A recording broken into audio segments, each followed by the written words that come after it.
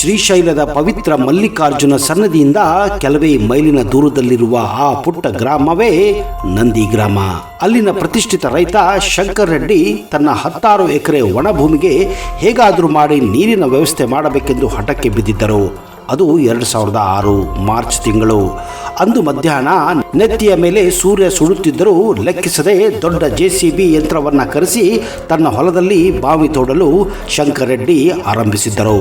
JCB bucket 15 ಅಡಿ ಆಳಕ್ಕೆ ಇಳಿದಾಗ ಇದ್ದಕ್ಕಿದ್ದ ಹಾಗೆ ಟಂಗ್ ಅನ್ನುವ ಶಬ್ದ, ಒಂದು ವಿಚಿತ್ರ ಶಬ್ದ ಇಡೀ ಹೊಲದಲ್ಲಿ ಪ್ರತಿಧ್ವನಿಸಿತ್ತು.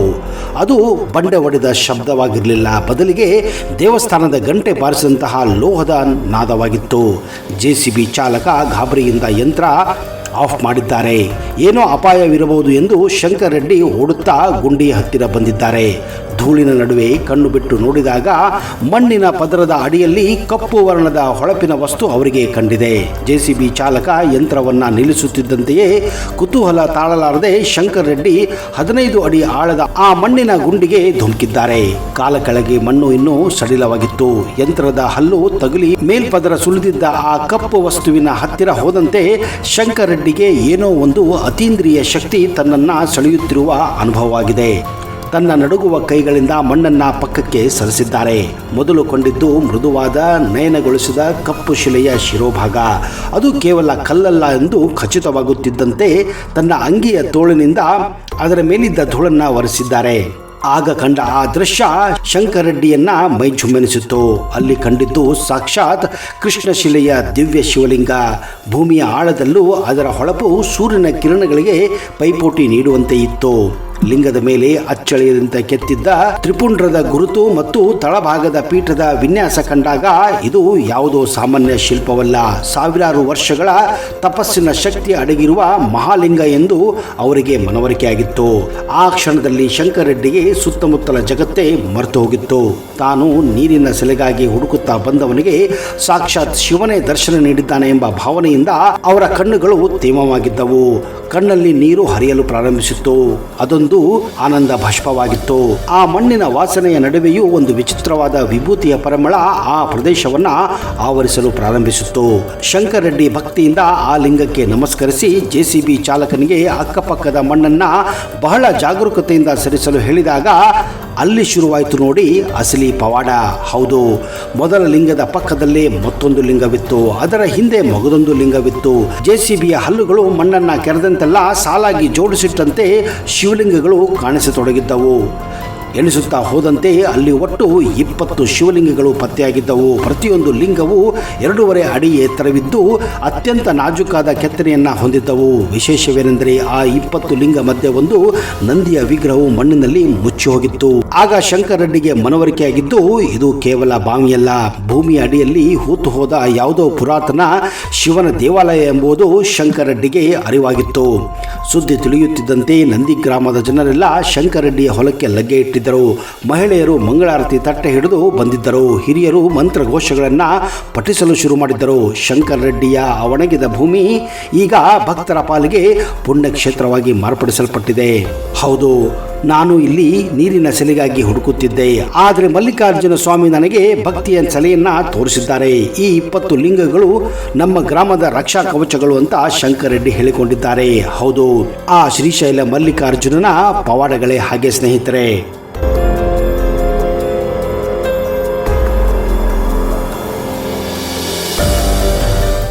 ಇತ್ತೀಚೆಗೆ ಶ್ರೀಶೈಲ ಮಲ್ಲಿಕಾರ್ಜುನ ಜ್ಯೋತಿರ್ಲಿಂಗ ಕೂಡ ಭಾರಿ ಸುದ್ದಿಯಲ್ಲಿದೆ. ವಿಶ್ವವಿಖ್ಯಾತ ಹಿಂದೂ ಧಾರ್ಮಿಕ ಕ್ಷೇತ್ರ ಶೈವ ಪಂಚಪೀಠಗಳಲ್ಲಿ ಒಂದೆನಿಸುವ ಶ್ರೀಶೈಲನ ಭ್ರಮರಾಂಬ ಮಲ್ಲಿಕಾರ್ಜುನ ಸ್ವಾಮಿಯ ಮೂಲ ಶಿವಲಿಂಗ ಭಿನ್ನವಾಗಿರುವ ಸುದ್ದಿ ಭಕ್ತರಲ್ಲಿ ಆತಂಕವನ್ನ ಮೂಡಿಸಿದೆ. ದಿನನಿತ್ಯ ದೇಶ ವಿದೇಶಗಳಿಂದ ಈ ದೇವಸ್ಥಾನಕ್ಕೆ ಸಾವಿರಾರು ಸಂಖ್ಯೆಯ ಭಕ್ತರು ಆಗಮಿಸಿ ಅಭಿಷೇಕವನ್ನ ಸಲ್ಲಿಸುತ್ತಾರೆ. ಚಿನ್ನದ ಲೇಪನದಲ್ಲಿರುವ ಭ್ರಮರಾಂಬ ಮಲ್ಲಿಕಾರ್ಜುನ ಸ್ವಾಮಿಯ ಶಿವಲಿಂಗಂ ಮೂಲ ಸ್ವರೂಪ ಬದಲಾಗಿರುವುದರಿಂದ ಅಭಿಷೇಕವನ್ನ ತಾತ್ಕಾಲಿಕವಾಗಿ ಕೂಡ ನಿಲ್ಲಿಸಲಾಗಿತ್ತು.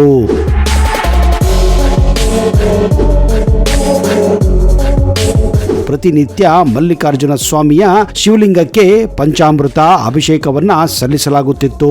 ಇದಕ್ಕೆ ಹಾಲು, ಮೊಸರು, ತುಪ್ಪ, ಸಕ್ಕರೆ, ಜೇನುತುಪ್ಪ, ಎಳೆನೀರು ಸೇರಿದಂತೆ ವಿವಿಧ ರೀತಿಯಲ್ಲಿ ಸ್ವಾಮಿಗೆ ಅಭಿಷೇಕವನ್ನ ಇಲ್ಲಿ ಸಲ್ಲಿಸಲಾಗುತ್ತಿತ್ತು. ಪ್ರತಿನಿತ್ಯ ಶಿವಲಿಂಗಕ್ಕೆ 1,000 ಲೀಟರ್ ಹಾಲು, 1,000 ಕೆಜಿ ತುಪ್ಪ, ಅಷ್ಟೇ ಪ್ರಮಾಣದ ಮೊಸರು, ಹಾಲನ್ನ ಅಭಿಷೇಕಕ್ಕೆ ಬಳಸಲಾಗುತ್ತಿತ್ತು. ಚಿನ್ನದ ಲೇಪದಲ್ಲಿರುವ ಶಿವಲಿಂಗಂ ಸ್ವಾಮಿಗೆ ಪ್ರತಿನಿತ್ಯ ಅಭಿಷೇಕ ಸಲ್ಲಿಸುವುದರಿಂದ ಅದರ ಮೂಲ ಸ್ವರೂಪವೇ ಬದಲಾಗಿದೆ ಎಂದು ದೇವಸ್ಥಾನದ ಆಡಳಿತ ಅಧಿಕಾರಿಗೊಬ್ಬರು ಬಹಿರಂಗಪಡಿಸಿದ್ದಾರೆ. ಚಿನ್ನದ ಲೇಪನದಲ್ಲಿರುವ ಸ್ವರೂಪ ಬದಲಾಗುತ್ತಿರುವುದು ಅಪಾಯದ ಸಂಕೇತ ಎಂದು ಕೆಲವು ಪಂಡಿತರು ಆತಂಕವನ್ನ ಕೂಡ ವ್ಯಕ್ತಪಡಿಸಿದ್ದಾರೆ. ಇನ್ನು ಕೆಲವು ಪಂಡಿತರ ಪ್ರಕಾರ ಲಿಂಗಕ್ಕೆ ಹಾಲು, ತುಪ್ಪ, ಮೊಸರು, ಎಳೆನೀರು, ಜಲಾಭಿಷೇಕ ಮಾಡುವುದರಿಂದ ಮೂಲ ಸ್ವರೂಪದಲ್ಲಿ ಬದಲಾವಣೆಯಾಗಿದೆ. ಇದು ಸಹಜ ಪ್ರಕ್ರಿಯೆ ಎಂದು ಹೇಳಿದ್ದಾರೆ. ಇದೀಗ ಮೂರ್ತಿ ಸ್ವರೂಪ ಬದಲಾಗಿರುವುದರಿಂದ ಆಡಳಿತ ಮಂಡಳಿ ಮತ್ತು ಪಂಡಿತರು ಕೈಗೊಳ್ಳಬೇಕಾದ ಮುಂಜಾಗ್ರತಾ ಕ್ರಮಗಳ ಬಗ್ಗೆ ಯೋಚನೆ ನಡೆದಿದೆ. ಮೂಲ ಸ್ವರೂಪವೇ ಬದಲಾಗಿರುವುದು ಭಕ್ತರ ಭಾವನೆಗಳಿಗೆ ಧಕ್ಕೆ ತರುತ್ತದೆ ಎಂಬುದು ಕೆಲವರ ವಾದವಾಗಿದೆ. ಹೀಗಾಗಿ ಇದರ ಬಗ್ಗೆ ಸಾಕಷ್ಟು ಆಲೋಚನೆ ಮಾಡಿ ತೀರ್ಮಾನ ಕೈಗೊಳ್ಳಲು ಆಡಳಿತ ಮಂಡಳಿ ನಿರ್ಧಾರ ಮಾಡಿತ್ತು. ಆದರೆ ಮೂಲ ಶಿವಲಿಂಗವನ್ನು ಸರಿಪಡಿಸುವುದು ಕಷ್ಟಕರವಾಗಿತ್ತು. ಮಡಿ ಮೈಲಿಗೆ ನೇಮ ನಿಷ್ಠೆ ಇಲ್ಲದವರು ಲಿಂಗಕ್ಕೆ ಕೈ ಹಾಕಿ ಹೆಚ್ಚು ಕಮ್ಮಿ ಮಾಡಿದರೆ ಶಿವನ ಪಾದ ಸೇರಬೇಕಾಗುತ್ತದೆ. ಈ ಹಿಂದೆ ಶಿವಲಿಂಗವನ್ನು ಹಾಳು ಮಾಡಲು ಯತ್ನಿಸಿದ ವ್ಯಕ್ತಿಯೊಬ್ಬ ಅಲ್ಲೇ ಕುಸಿದು ಸಾವನ್ನಪ್ಪಿದ್ದ ಎಂದು ದೇಗುಲದ ಪ್ರಧಾನ ಅರ್ಚಕರು ಕೂಡ ಹೇಳಿದ್ದಾರೆ. ಈ ಒಂದು ಘಟನೆ 2013ರಲ್ಲಿ ನಡೆದು ಭಾರಿ ಸುದ್ದಿಯನ್ನೇ ಮಾಡಿತ್ತು.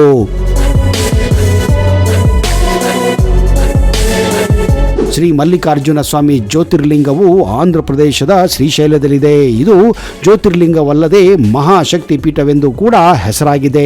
ಶಿವ ಮತ್ತು ಪಾರ್ವತಿಯರು ಜ್ಯೋತಿರ್ಲಿಂಗದಲ್ಲಿ ಉಪಸ್ಥಿತರಿರುವುದು ಇಲ್ಲಿನ ವಿಶೇಷತೆ.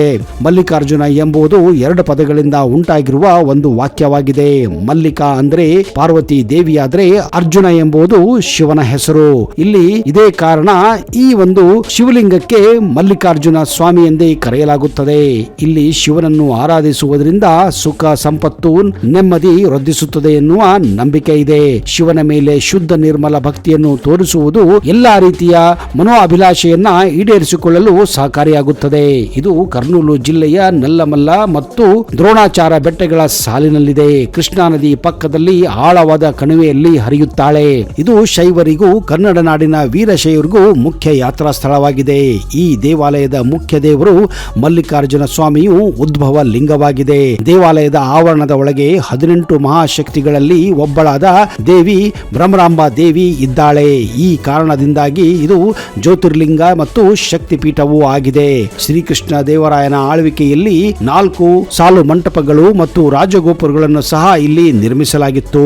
ಈ ಪ್ರಾಚೀನ ದೇವಾಲಯಕ್ಕೆ ಭವ್ಯ ವೈಭವವನ್ನ ಸೇರಿಸಲಾಯಿತು. ನಂತರ 1674ರಲ್ಲಿ ಮರಾಠ ರಾಜ ಛತ್ರಪತಿ ಶಿವಾಜಿ ಮಹಾರಾಜ್ ಅವರು ದೇವಾಲಯದ ವಿವಿಧ ನವೀಕರಣಗಳಿಗೆ ಮತ್ತು ದೇವಾಲಯದ ಉತ್ಸವದ ಪುನರ್ಜೀವನಕ್ಕೆ ಕಾರಣರಾಗುತ್ತಾರೆ. ಇದೇ ಕಾರಣ ಇಲ್ಲಿ ಮಹಾರಾಷ್ಟ್ರದಿಂದ ಲಕ್ಷಾಂತರ ಭಕ್ತರು ಇಲ್ಲಿ ಬರುತ್ತಾರೆ.